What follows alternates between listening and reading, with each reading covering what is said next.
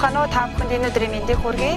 Намайг Нараман Тохтой охино гэдэг би Уранга аймгийн Алтангад содонд ерөнхий боловсролын бага боловсролын багшаар ажилладаг. Би яагаад энэхүү мэргэжлийг сонгосон бэ гэхээр багаасаа би хүүхдэд хайртай байсан учраас энэхүү мэргэжлийг сонгосон. Одоо боловсролын байгууллага 5 дахь жилдээ ажиллаж байгаа.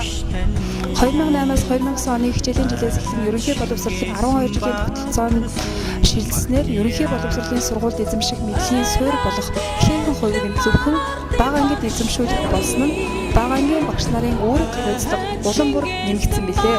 Багш бүр хичээлийн аль болох чанартай заахыг эрхэмлэдэг боловч зарим хүчин зүйлүүдээс болж анги бүр тасралттай сурагчид байдаг нь багш эцэг эхчүүд боловсролын салбарынхны санааг зовоосоор байгаа билээ.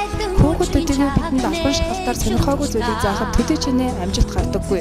Үүнтэй адил хамгийн чухал нь багш нар уламжлалт аргатайгаа хослуулан 21-р зууны хүүхэд бүрийн сонирхол онцлогийг тусгасан аргуудыг хэрэглэж багш нар багаараа хамтран ажиллаж байж сурагч бүрийг хоцрогдолгүй сургах боломжтой юм.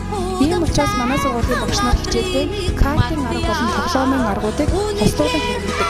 Энэхүү аргыг хэрэглэснээр тоглоомоор суралцах боломжтой, багаар хамтран эвсэг морьсыг суралцах, их хэлээрээ зөв сайхан ярих бичих, ой тогтоол болон математик сэтгэлгээ хөгжүүлэх, алдсан зүйлээ дахин сайжруулах давуу талуудтай.